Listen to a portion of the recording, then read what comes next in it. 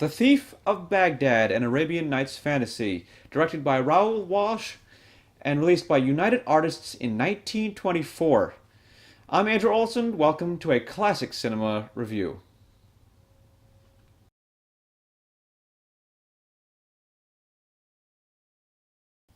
Douglas Fairbanks plays the carefree and charismatic Thief of Bagdad, who renounces all religion and tells the local holy man, played by Charles Belcher, his philosophy: I take what I want. At night, the thief and his evil assistant, played by Snitz Edwards, break into the castle of the Caliph of Baghdad in order to bag a fortune. Once inside the castle, the thief stumbles upon the beautiful sleeping princess in her chambers and falls instantly in love with her. Unfortunately, the princess's Mongol slave girl spots him and reports him to the castle guards. He is forced to flee and escapes empty-handed. The next day, three princes arrive from faraway lands as suitors for the princess's hand in marriage. The thief, with the help of his evil assistant, disguises himself as a prince in hopes of getting in to see the princess once again. The princess actually prefers the thief over the other three suitors. However, he has a guilty conscience and loves her too much to lie to her and tells her in confidence who he really is. The princess's Mongol slave girl recognizes him and again reports him to the guards, but the princess takes pity on him and helps him escape certain death. The Caliph of Baghdad tells the princess that she must choose a husband from the remaining suitors. Her slave girl advises her, however, to stall for time, and the princess devises a contest. The three princes must go out, questing, if you will, and seek out rare treasure. Whoever returns after 7 moons with the rarest treasure shall marry her. Meanwhile, the thief seeks out the local holy man and confesses what he has been doing. The holy man tells him that he must earn what he desires. Happiness must be earned. He also tells the thief of the contest and the quests that the princes are on. The thief decides that he is going to go out and quest and hopefully redeem himself in the same way, this being his last shot at gaining the princess's hand in marriage. And thus, the rather perilous adventure of the thief begins, and the adventure in the film is just beginning as he encounters perils beyond imagination, mythological creatures, conquering conspirators, and winning the hand of the fair princess. This is an epic fantasy adventure. It's got romance. It's a fable fantasy based on or inspired by the old fable fairy tales from the book 1001 Nights. Douglas Fairbanks not only starred in this film, but he wrote the story and apparently produced the film as well. This was a huge project that he very much wanted to see come to fruition. And it did, and it was an excellent film. This is a silent film. It came out in 1924. 1924, of course, we were still very much in the silent era of cinema.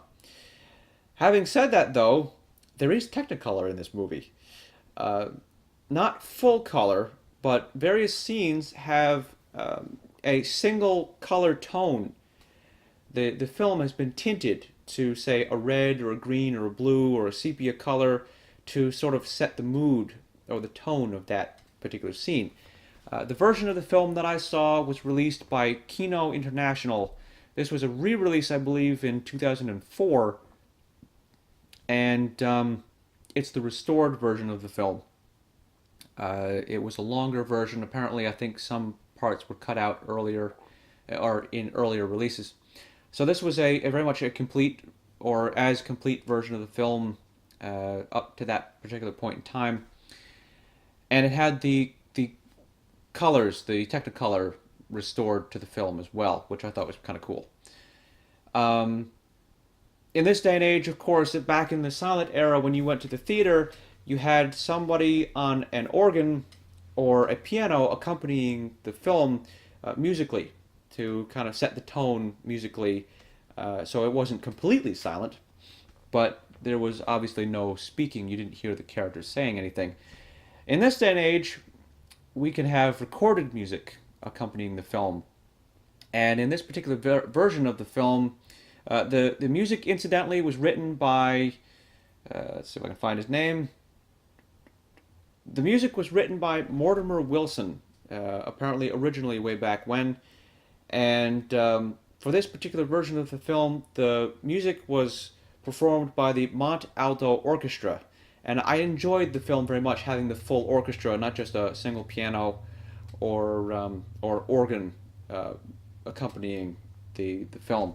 I thought the orchestra accompanying the movie really added something to it, and I enjoyed the music very much.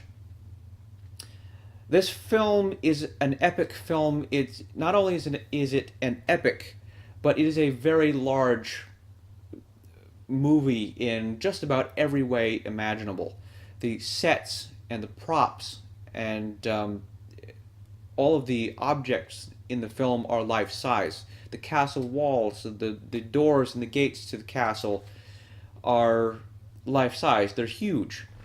A lot of the shots are long shots or medium shots, just so you get the sheer scale of everything. There was no expense spared in this movie.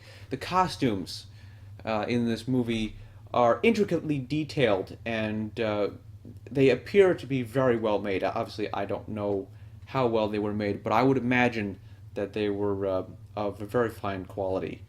The all of the sources on the internet that I can find state that the budget for this movie was a little over $1.1 million. And this is 1924.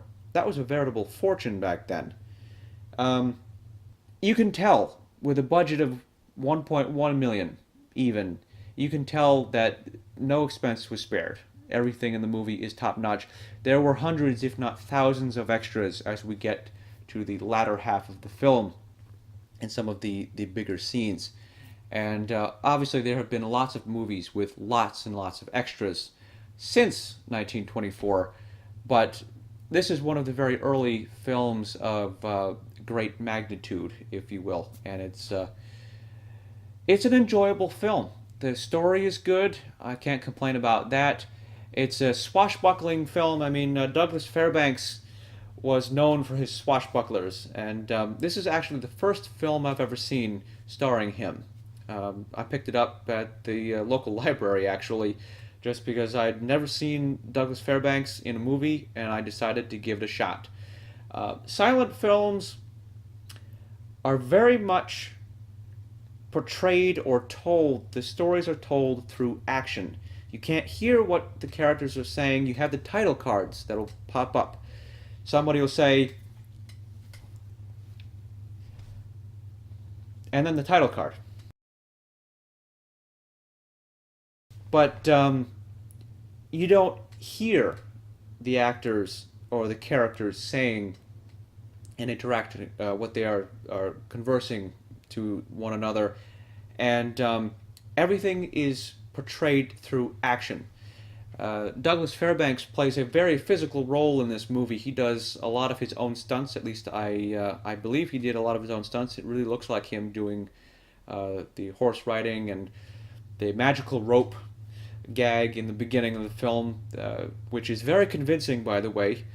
I'll get to the special effects in the movie in just a second. The rest of the cast did an excellent job. I thought all of the other characters were well cast and well played. Snitz Edwards is funny as the evil assistant to the thief, and who wouldn't want Julianne Johnston as the beautiful princess? The special effects, the amount of special effects do not dominate in this film, but of course this is a grand fantasy adventure, so there has to be fantastical things going on. And in order to make these things come to life on the screen, you have to have special effects. And back in 1924, I think they probably used the majority of the known special effects to accomplish all of these feats. Some of the special effects are surprisingly convincing. 94, 95 years later, however long it's been almost 100 years, and some of the special effects, not all of them, but a few of them, hold up rather well. And that's a real tribute to the people who made the film and made all that stuff possible. This is just a classic film. I'm going to give it a 4.5 out of 5-star rating.